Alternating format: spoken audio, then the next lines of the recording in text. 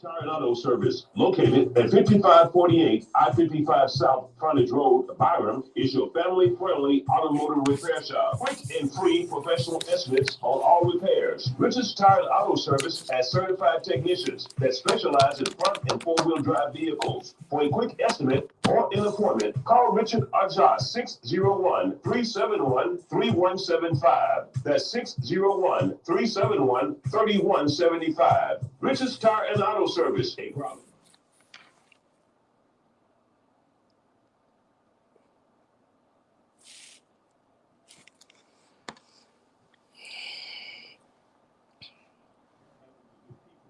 That's right. We're here for you 24 hours a day, 7 days a week to get you out. Fast, friendly, and confidential. At Means Funding, we treat you just like family, not a case number. Whether it's day or night, rain or shine, we'll walk you through every step of the process and work hard to make your bond affordable. So don't wait another minute. You can contact Means Funding today, 601-497-4763. That's 601-497-4763. When you're in doubt, Means will get you out. Fast, fair, and faithful to you. Means Funding. It's 7 a.m. Let's rise and shine. So talks money, the future's alive. Grab your coffee, let's take a ride. It's wealth and wisdom time will rise. Author, investor, educator, team sharing the wealth, building things you should do. From trust to thinking, it's all a must. Your guide to what this money can trust. Legacy matters, secure it right. Dreams take shape with every insight. Wills and assets, life insurance plans, building for your future with expert hands. Small talks, money and more. Living wealth with knowledge galore. Asset protection, plans to grow. Tune in and watch your dreams overflow. From saving today to trust for life. Breaking generational wealth divides. Healthcare, directives, banking tips. We're here to help your fortune eclipse. From saving today to trust for life. Breaking generational wealth divides. Healthcare, directives, banking tips. We're here to help your fortune eclipse. It sounds lower than normal. Oh, it sounds like it's lower than normal, but it's okay. I'm good.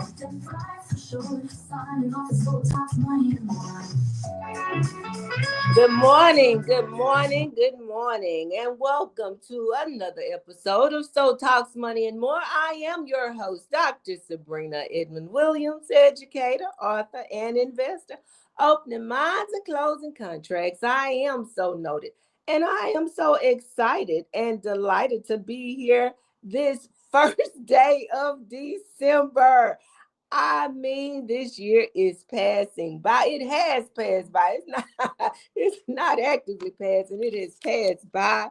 And we got some things to talk about this morning. So I'm glad to see you here. YouTube, shout out to you. You showing up this morning. Good morning. Good morning to my WMPR 90.1 listening audience, as well as my WGDQ 93.1 FM listening audience. Welcome, welcome, welcome. We're going to jump into this thing this morning. We're talking about this new federal student loan ruling that has the internet in an uproar. I mean, many of my nursing friends across the country are definitely upset about this new ruling that could reshape who gets to become a nurse and what that might mean for Black Americans. So we're going to talk about it. We got to talk about what it means for rural hospitals and the future of care in underserved communities. We're going to walk through the numbers, the real stories, and the real implications this morning. So go ahead, grab your coffee, do what you need to do. Call a friend, text a friend, tell them to tune in. I know a lot of people jumped in that conversation last week when we saw the headlines. Nursing is no longer a professional degree. No longer considered a professional degree. We had a lot of people that had a lot of opinions about that. And on the surface, it looks like it is a slap in the face to nurses across the country. But, sometimes you have to do a little bit more digging to find out where people are going or what they're trying to do. And so we did that. And I want you to join this conversation. If you're on YouTube, go ahead and share your thoughts. Feel free to share your thoughts in the chat. If you'd like to call in, we're going to have a special guest to join us in the second half of the hour as we peel this thing back. But let's start with the stats. Where nurses stand in the U.S. healthcare workforce, especially Black nurses. Now, according to the most recent national data, about 50.8% of registered nurses in the United States have financed either their initial or additional nursing degrees by borrowing, whether federal or non-federal loans. And this is according to the Bureau of Health Workforce. As of 2021, among RNs, 17.3%, that's 17.3% eventually obtained a master's degree, and 2.9% obtained a doctorate degree. 2.9% obtained a doctorate degree. Now, that being said, the workforce remains under diverse relative to population demographics, under diverse.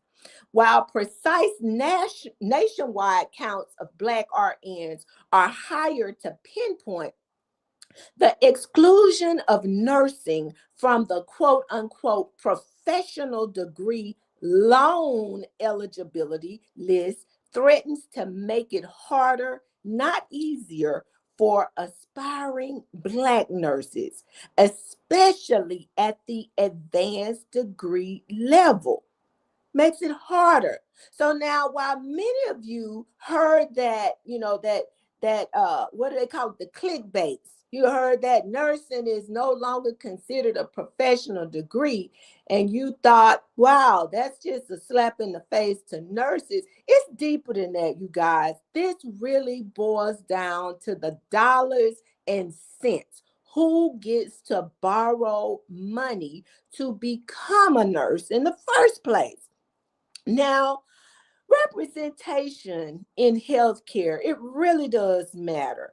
So any barrier in education funding may have a ripple effect across access and equity. Any barrier to access in funding. Again, let's go over those numbers again. 17.3 nurses among the RNs actually obtained a master's degree, with only 2.9% obtaining a doctorate degree. Now, you guys, that's not a lot of people when you think about it. And I want you guys to think back to just a few years ago in 2020. Y'all know we were dealing with that thing called the pandemic. And a lot of nurses left the nursing profession. They got burned out. Now, a lot of them made a lot of good money. Don't get me wrong. They were pulling those long shifts and they made a lot of good money. And I certainly hope that they made some wise investments with that money while they were making it. But for many of them, they got burned out. In a career where we already had a nursing shortage. Now, let's go back to that ruling and what this new ruling is and what changed, okay? Because it's about more than just nursing is not considered a professional degree anymore. Under this new policy tied to the so-called one big beautiful bill, the federal definition of professional degree has narrowed. It's narrowed. Graduate nursing degrees such as MSNs and DNPs, etc., are not on the list of programs eligible for professional degree borrowing limits. not on that list anymore. So what does that mean? That means graduate nursing students will fall under the more restrictive federal borrowing caps meant for graduate non-professional programs. Let's talk numbers. What does that equate to? $20,500 per year with a $100,000 lifetime cap. Okay, that's what that means.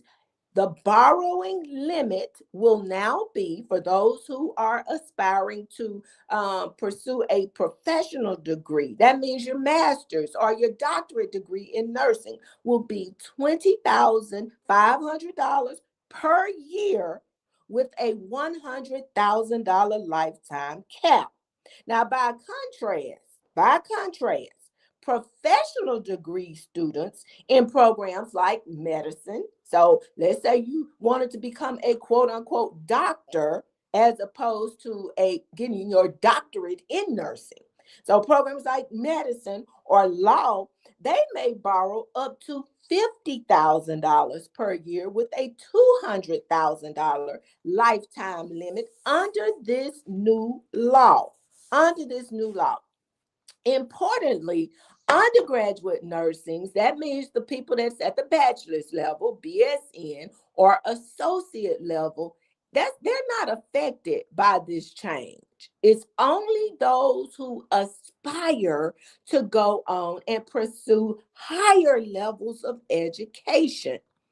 Now, still, for those needing or desiring graduate level nursing credentials, critical for roles like nurse practitioners, nurse midwives, administrators, educators, access to federal borrowing just became more constrained. More constrained. And why does that matter?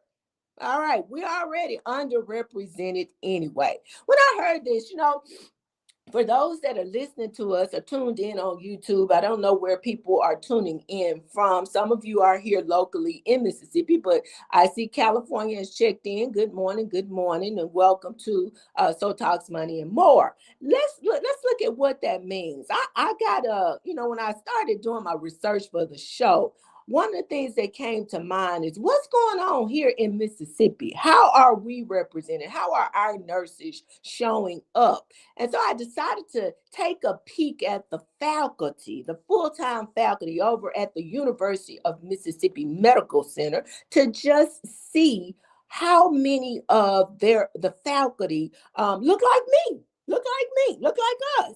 How many of them look like us? How many of those full-time faculty members look like us, and how many of them actually have doctoral degrees as well as masters? Because typically when you're on the faculty, that means you're eligible to teach someone else. You have to have a higher level of education than the students that you are actually instructing. So that means you would have to have either a master's degree or a doctoral degree.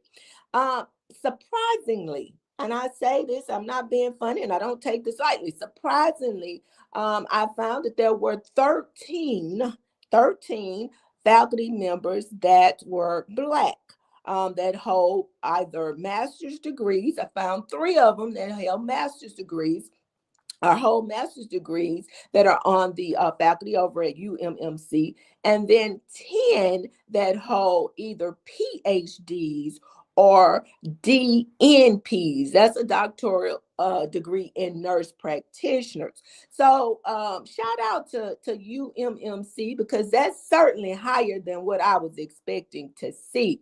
And while we're there, I got to just pause and give a special shout out to a young man who has been holding it down over at UMMC for over 20 years now. That's my good friend, Dr. Aldwin Fletcher. Shout out to you, my friend.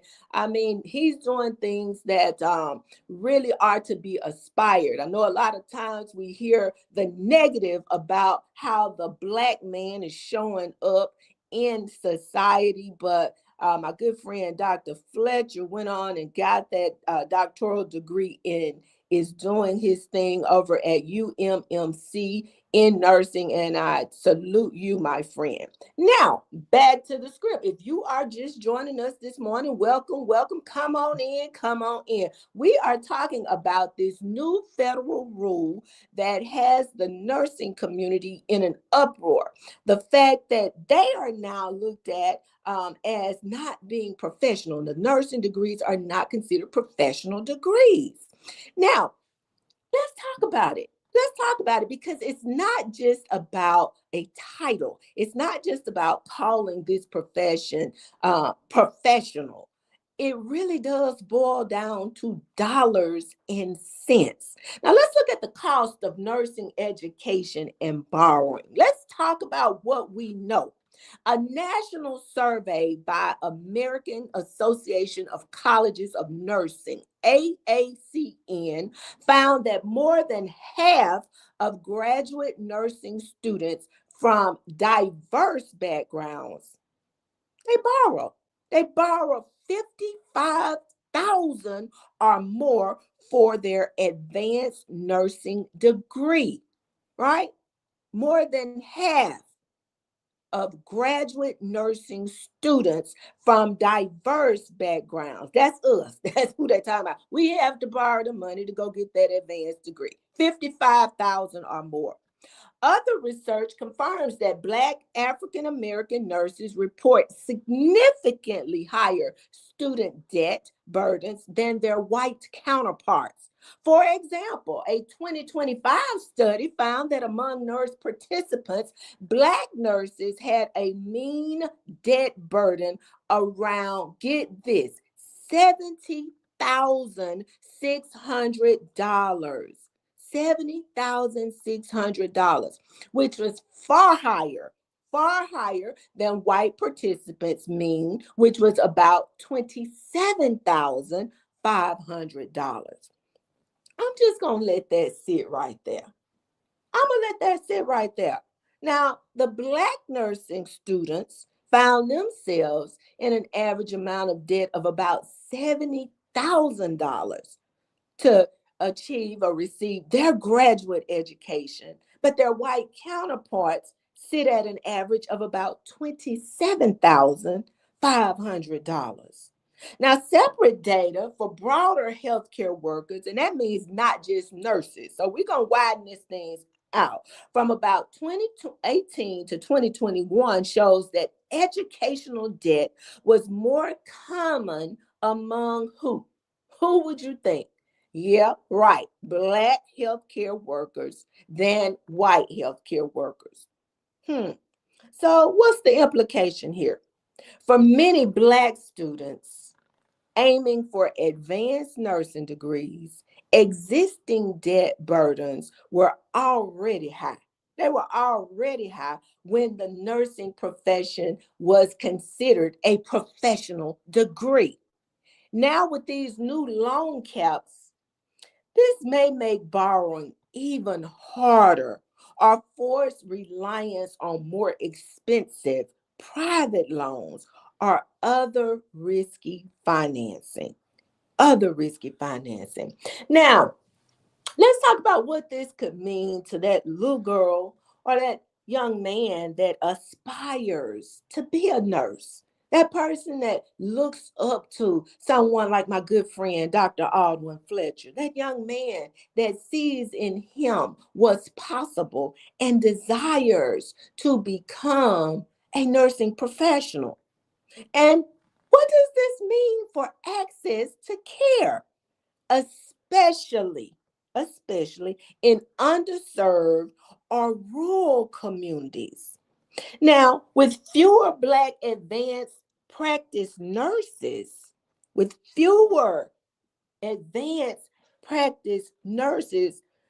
that leaves us in a predicament. With graduate degree nursing less financially accessible, fewer Black students may complete advanced credentials, reducing representation at higher levels. Why does that matter, Dr. Williams? I'll tell you why it matters. Because sometimes, for many of us, We have to see ourselves represented in order for something to become real for us. I was that little girl.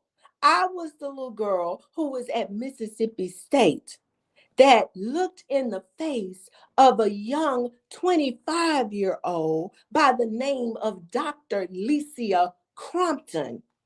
And I saw myself. I saw what was possible because she did. I knew I could. That's why it matters. It matters because a lot of these graduate degree nurse practitioners come back to rural communities to practice medicine. That's why it matters. It matters because we need people that look like us in these administrative roles. It matters. Now, going back to that impact on rural and underserved hospitals, in many rural communities, as I've said, or community-based hospitals, they rely on who? Nurse practitioners, not the doctors. A lot of times these doctors don't want to go into these rural areas.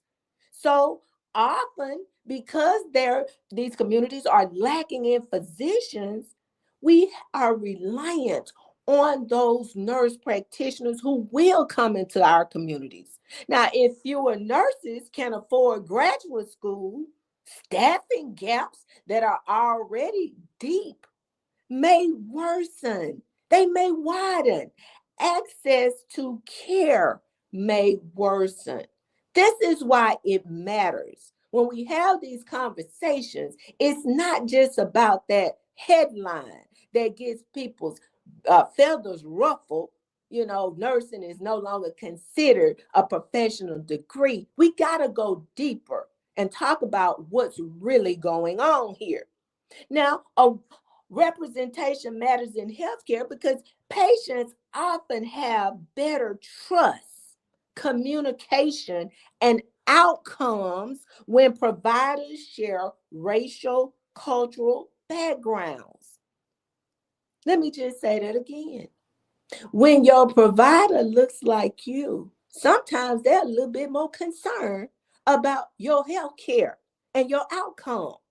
I'm not being ugly when I say this. I can prove it. You want me to prove it? Just a couple of weeks ago, Facebook, social media was all in an uproar because not one but two sisters were on social media in a time that should have been the most beautiful, wonderful time of their lives. They were becoming mothers. One in Dallas, Texas, one in Indiana. They went to the hospital for care. They were both in active labor.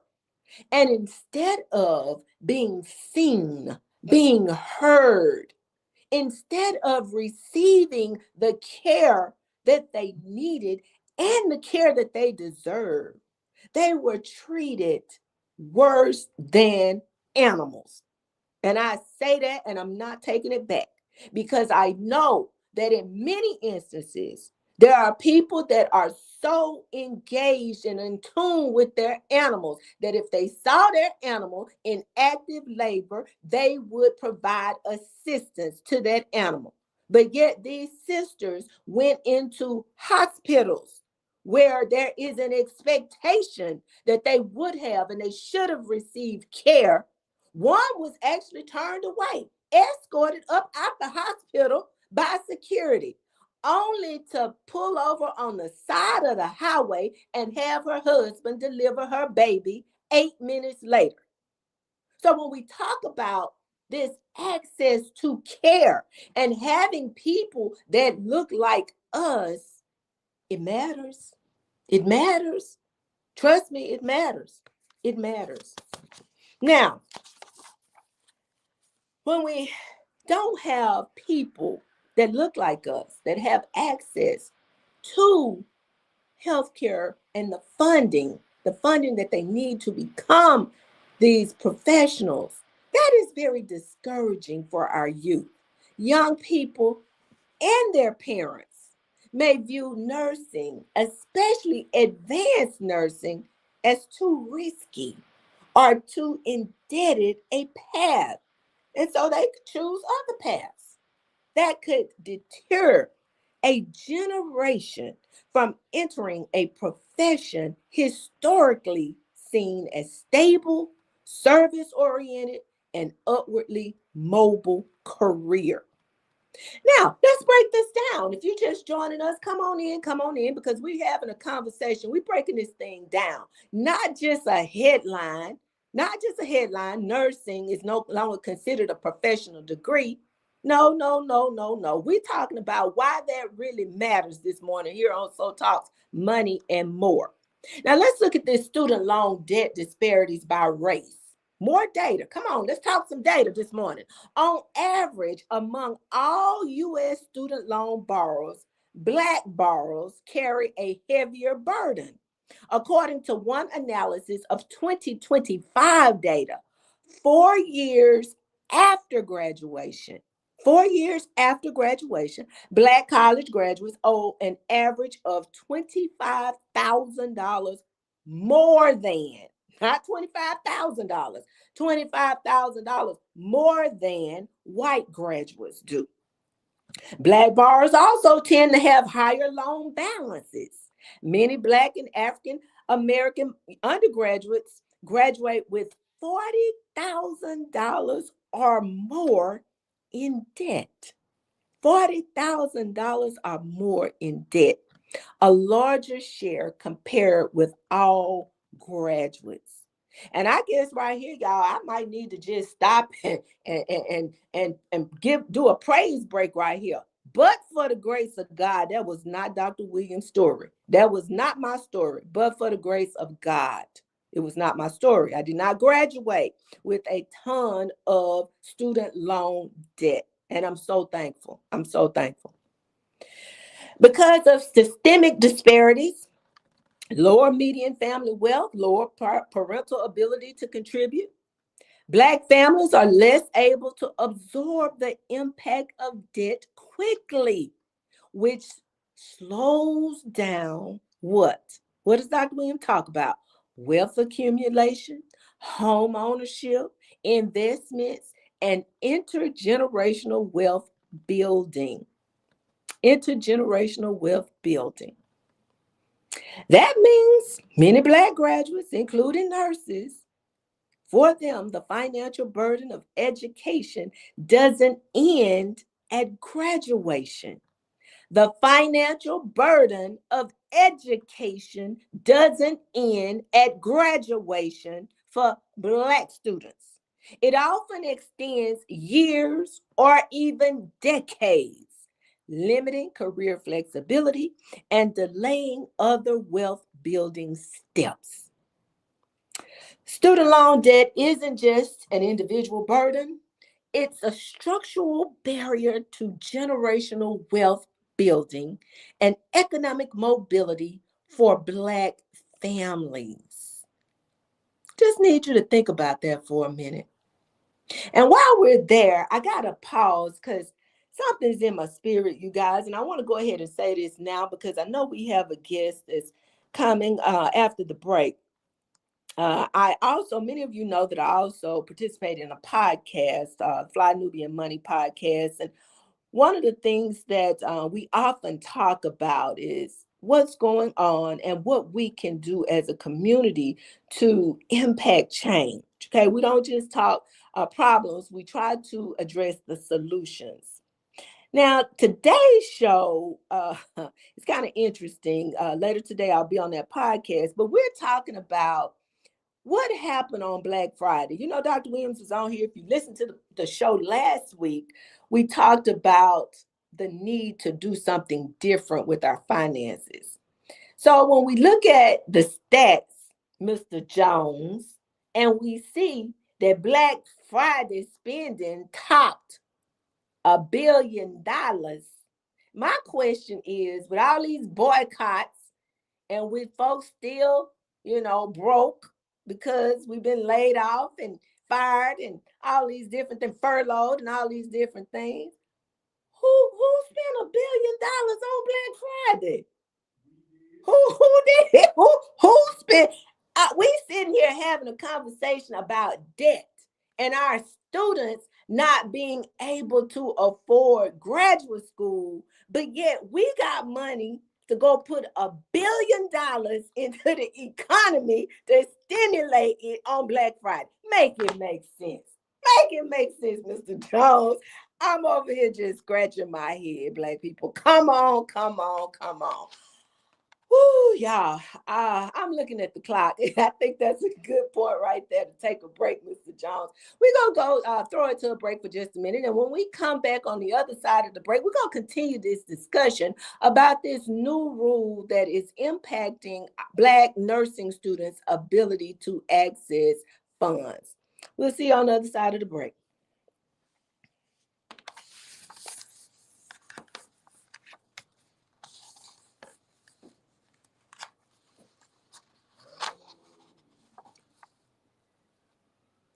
We are taking a break, aren't we?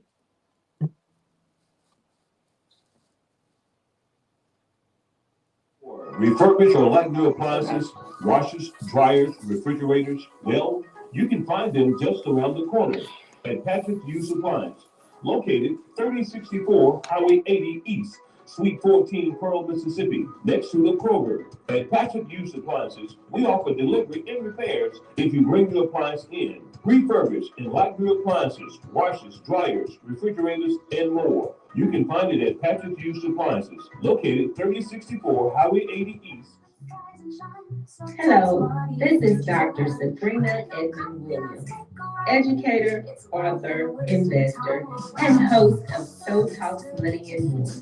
You are invited to start your week with me at 7 a.m. on Mondays, right here at WMPR 90.1 FM or online at WMPR90.1.com as we educate, enlighten, inform, and empower our community about the importance of building, protecting, and transferring wealth. If it's Monday, so is talking money and more. So Talks Money and More is a proud underwriter of WMPR 90.1 FM. They shape history. All right. We are back. If you're just tuning in, we want to welcome you to the show.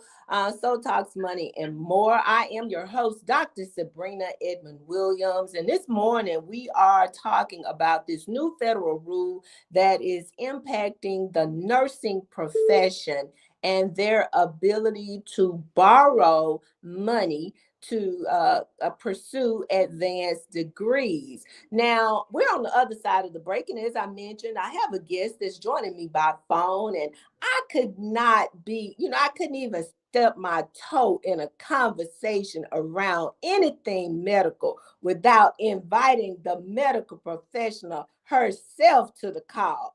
So on the line, we have my dear friend, Dr. Liddell, the host of the Literacy Hour. Welcome, Dr. Liddell. Welcome. How are you, my friend? I am doing well, Dr. Williams. Good morning to you and your listening audience, and to Brother Jones. I understand that he is alive and well and holding things down for you there. Yes, ma'am. He has both his duct tape and his crazy glue in hand this morning, so we holding it together over here at WMPR. And yes. You know what? We're laughing, but your conversation this morning has been right on point, and it is no laughing matter. That's true. That's true, Dr. Liddell. So my question to you, as you did what I did, like Dr. Liddell, and I have to make sure that our audience realizes that this is no simple feat. We're not trying to shine our own light, but the reality is there are very, very few people that look like us that even aspire to these advanced degrees, and it's not easy. And the idea of having to do that, Dr. Liddell, and being saddled with a lot of debt, not knowing how you're going to finance that, that is a lot of stress. That's a lot of stress. And yes. so I just want you to kind of share with our listeners this morning as someone who has also done it. You know, you went on, Dr. Williams has a PhD, but Dr. Liddell has an MD. I mean, as some of the students say, she a real doctor. Yes, she is a real doctor. She did that. Yes, ma'am. So I want you to talk to our audience this morning about what this new rule really means for aspiring nursing professionals. Well, you know, the bomb was just dropped on us November 6th. So it hasn't even been a month yet. And the conversation surrounding it is really deep right now and just now gearing up, if you will. Mm-hmm. I think that we're going to have an all-out battle about this very issue coming next year, meaning that I don't believe the American Nursing Association that they're going to lie down. I think it's not even necessarily nursing, but the nurses, American Nurses Association. And that's a real association, just like the American Medical Association. Mm-hmm. And these associations are very important because they become the voice, a collective voice of the nurses across our country for those who are members of the association. So President Trump and his U.S. Department of Education basically went into a rulemaking session. And we're blessed in that none of this starts until July 2026. We just definitely want people to be aware of the facts. Now, tomorrow, during the literacy hour, we'll be focusing on education literacy starting at 7 a.m. And then we'll come back later in the evening starting at 6 p.m. And I'll be hosting the Dr. Frank McCune Health and Prosperity Show. Brother Michael has to work the polls tomorrow evening. So we'll have plenty of time to unpack a lot of this and more. There's so many other things going on as well. But this rule, I think you have parsed it well. I just want people to be aware that it starts July 2026, and it is capping annual loans. And that's what it's all about. Mm-hmm. That at one point, these grad plus, parent plus loans, grad plus loans, which were available and are available today to parents as well as to people seeking those advanced degrees, professional degrees. The cap is at $200,000 over a lifetime, $50,000 for those new borrowers. Well, that loan cap is going to change. It's going to change to $20,500. So it's not necessarily going away. They're just capping it.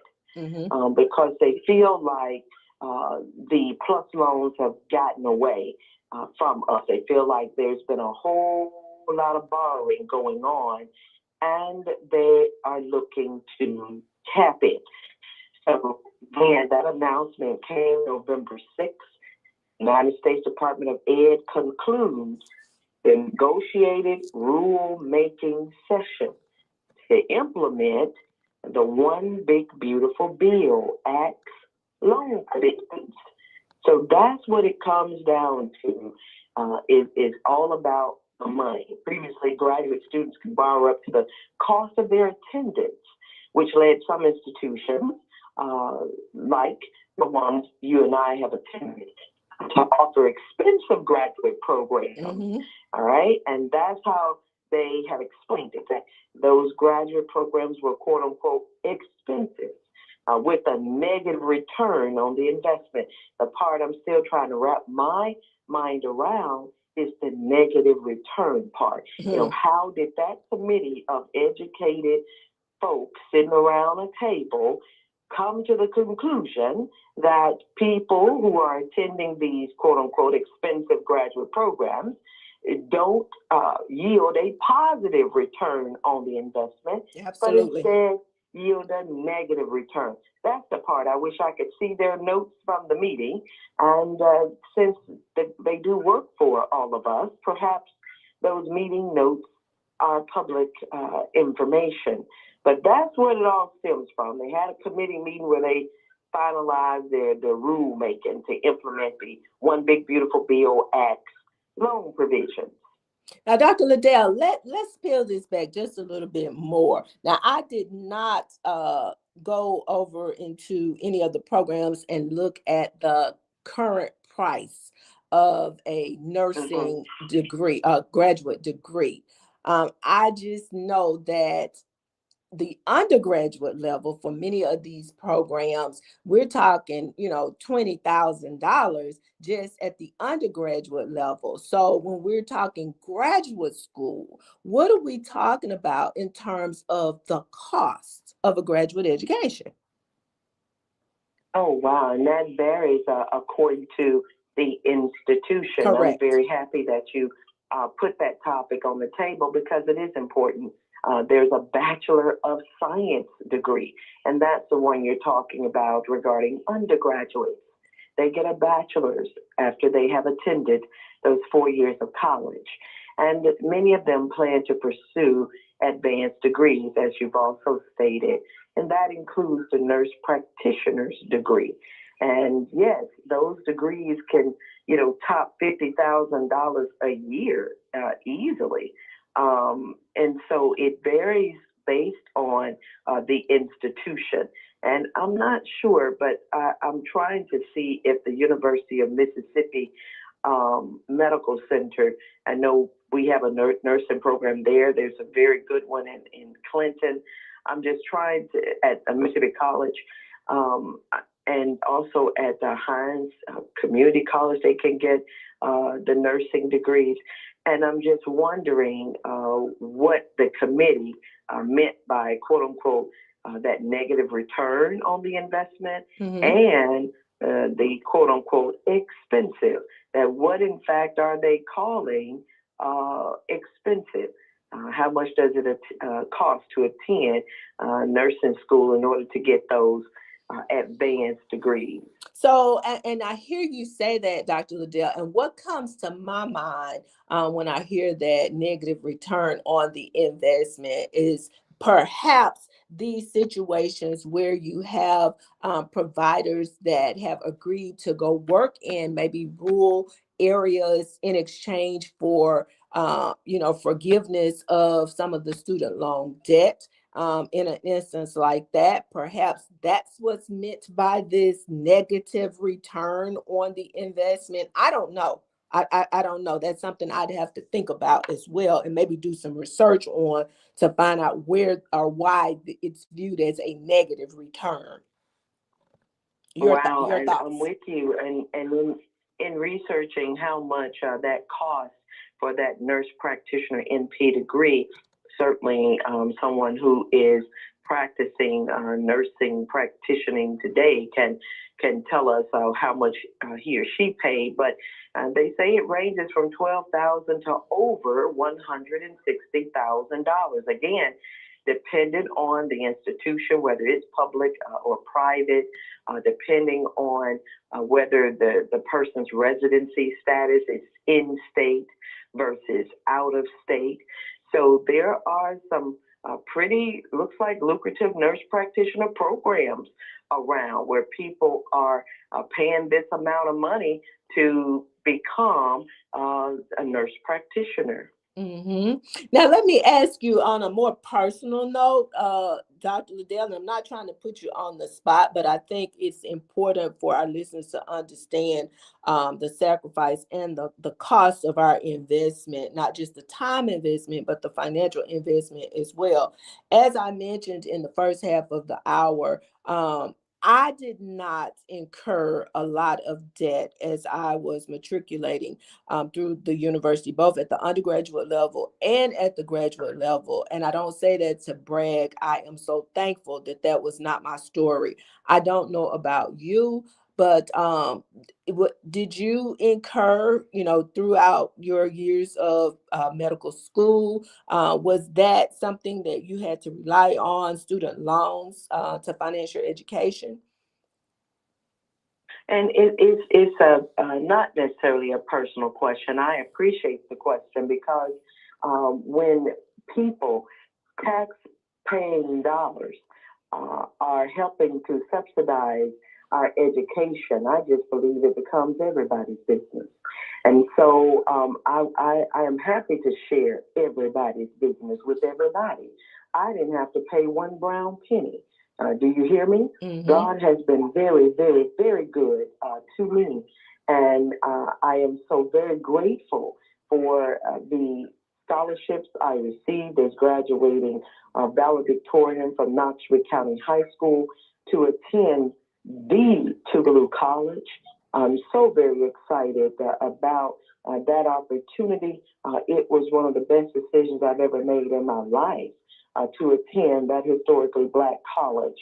And then I went on, of course, I did attend Brown University. I did the early identification program up there at Brown University. That also was subsidized or taken care of. And then I transitioned over to the University of Iowa College of Medicine. And again, scholarships. Of course, I had to promise to work in certain environments, in certain communities. And for me, that was a no-brainer. So even though it appeared to be a stipulation or was maybe even intended to be a restriction, for me, it was a no-brainer that I was coming home to Mississippi where rural areas abound. And we are in such dire need for healthcare professionals. And not just across the country, but our state, our very own lovely, beautiful Magnolia State. And so, no, the short answer is no, ma'am. I did not incur any debt, and by the grace of God. Yes, and ma'am. I'm so happy, which I already knew, because that's just who you are. You are grateful to God as well, because He didn't have to do it. No, he did not. We could be on the hook right now for a whole lot of money. Absolutely. But you know what? I think about it and I say, well, that investment was a positive investment, and I'm a living witness. I've taken care of more folks who cannot afford to pay for a doctor. Not only that, I've advocated for people who would show up at hospitals and did not have any insurance. And I would hear tell of radiology or somebody else in the hospital turning them away when I sent them over for mammograms, etc. We got the receipts. Do you understand that we don't have to make up anything? We got the facts to back it up. And when I hear tell of folks being turned away, you know, I called the hospital on their behalf and asked the question, first of all, who turned the person away? I just need a name and a title. And very rarely would anyone give me the name and the title. Instead, they would go on and see that patient. Yes, we've been in the fire. So I would also venture to say I've repaid back what was paid for my education probably 100 times over with blood, sweat, and tears. So very grateful, but yes, at this point, it's a net negative zero. Exactly. I don't think anyone in the country could ever pay for all that African-American doctors have to go through, not only during our education, but after the education. We have to deal with such madness, if you will, because you said it yourself. There is such a shortage of African-American healthcare professionals in general. And so many times, and I do say many, I got the receipts, many times we encounter systemic racism as we are matriculating through and on the other side of it.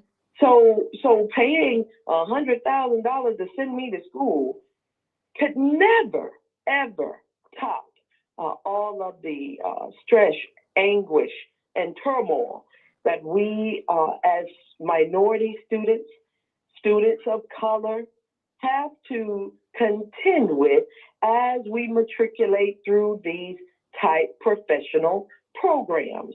I yield back because you might have some of your own battle scars that you would like to briefly share.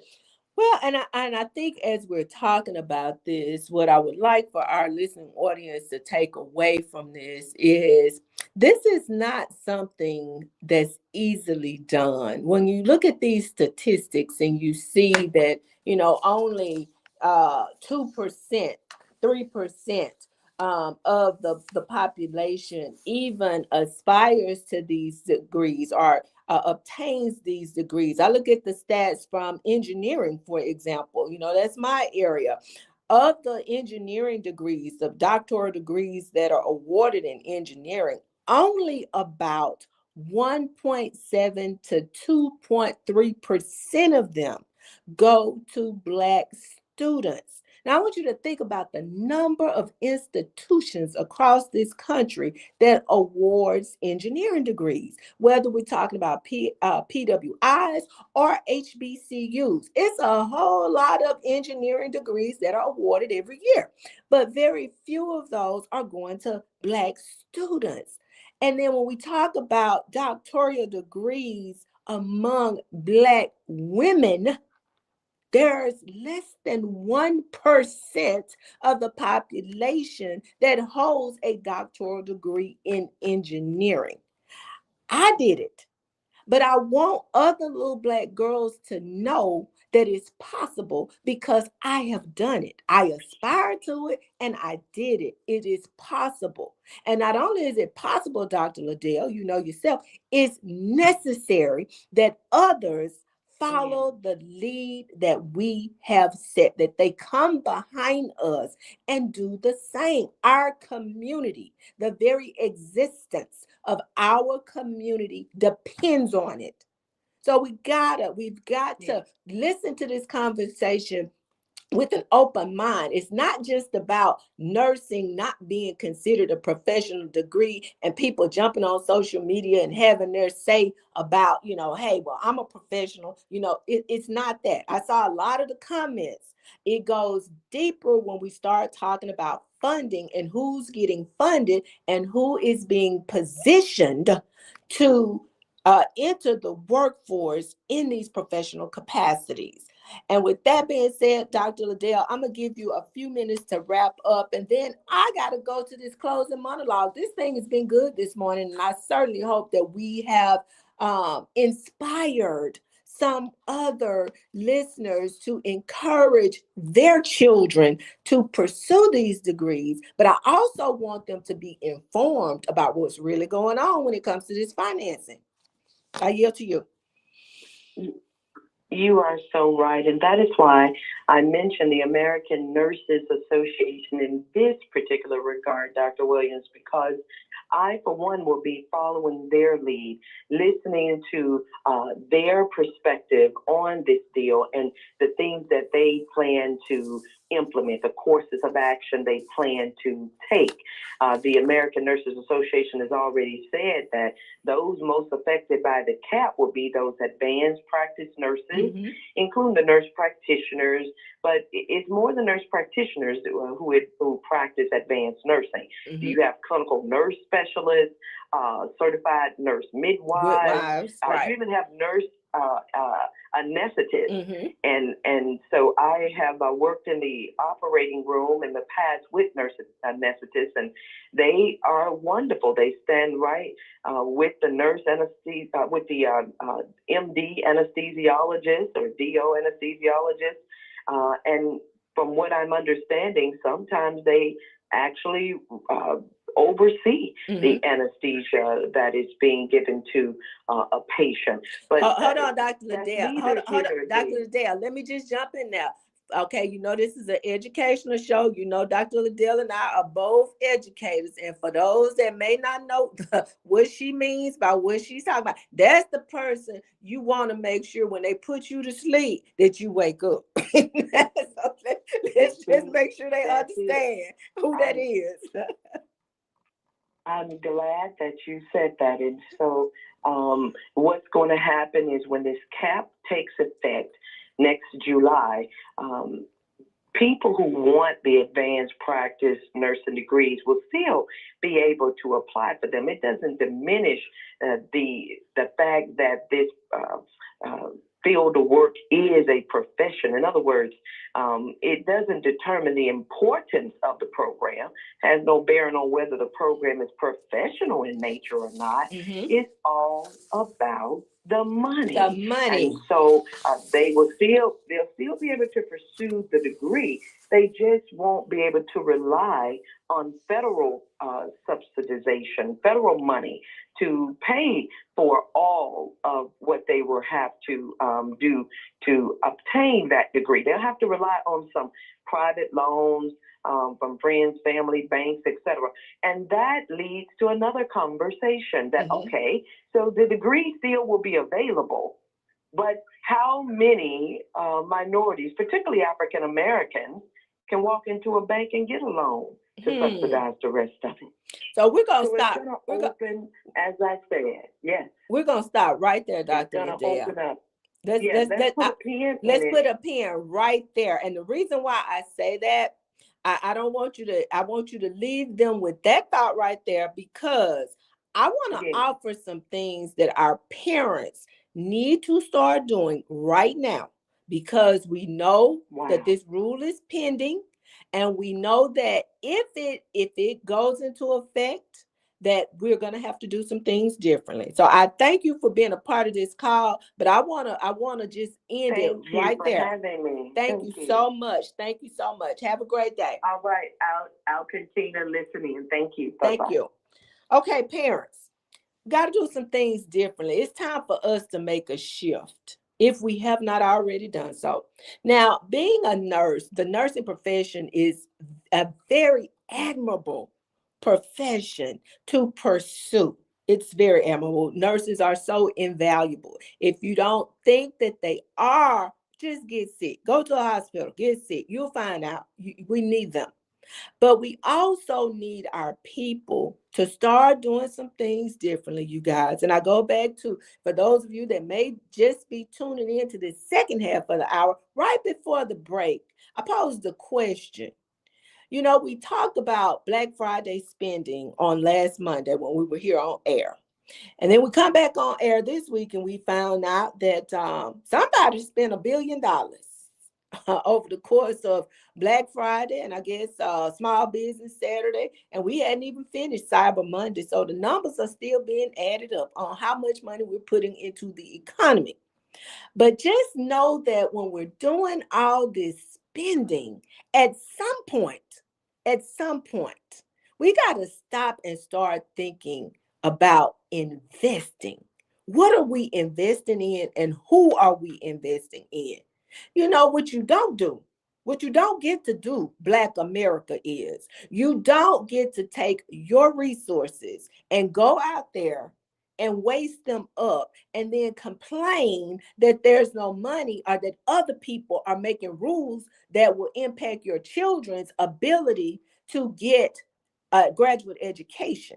What you do then is figure out how to best invest your resources so your children won't even be in need of borrowing money. That's the part of the conversation that we as a community have got to start having. I'm sorry if this makes us uncomfortable, so be it. But the thing is, even if you don't like the rule, my question to you is, what are we doing to move differently?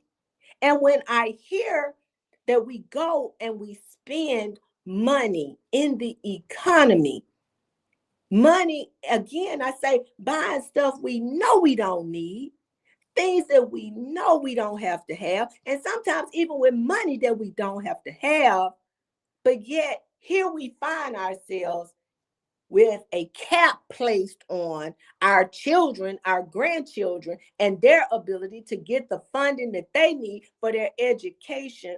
What are you doing? That's my question. That's my question for Black America. What are you doing to position your own grandchildren, your children, to get that graduate education? If we can go put $1 billion into the economy on Black Friday, then we can finance some of these graduate degrees. I'm sorry, like it or not. Closing. Black families, we've always built through adversity, through love, through faith. But when policy threatens to close doors or saddle us with debt, because at the end of the day, that's what it's doing, saddling us with debt. Are we thinking about that while we're mad? While we're mad at the folks for capping us, are we thinking about the fact that we saddling these children with a whole bunch of debts while we take what we have and go Black Friday shopping? We got to plan smarter. We must come together to protect our healers, our future, and our legacy. Because every Black nurse we lose is a loss for our community's health. And every dollar of debt avoided is a dollar of legacy preserved. So my question, I know that every family cannot afford to send their child to college. I know that every family cannot afford to pay for a graduate education. I know every student cannot do that. But the same folks that's saying what we can't afford, these the same folks that went and put $1 billion into the economy on Black Friday.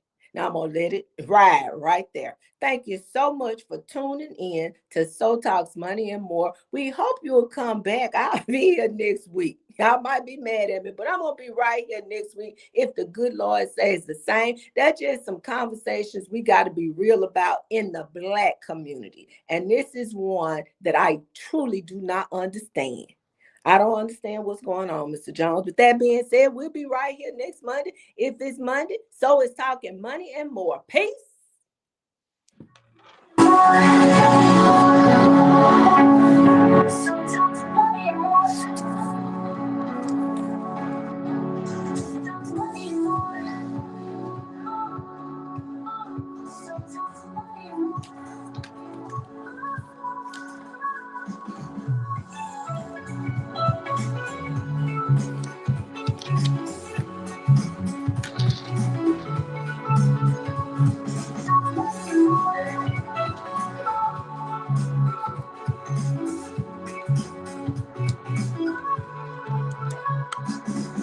The views and opinions expressed on this program are those of the hosts, guests, and callers, and do not necessarily reflect the views or policies of WMPR Radio, its management, supporters, or affiliates. WMPR reserves the right to screen, edit, or refuse content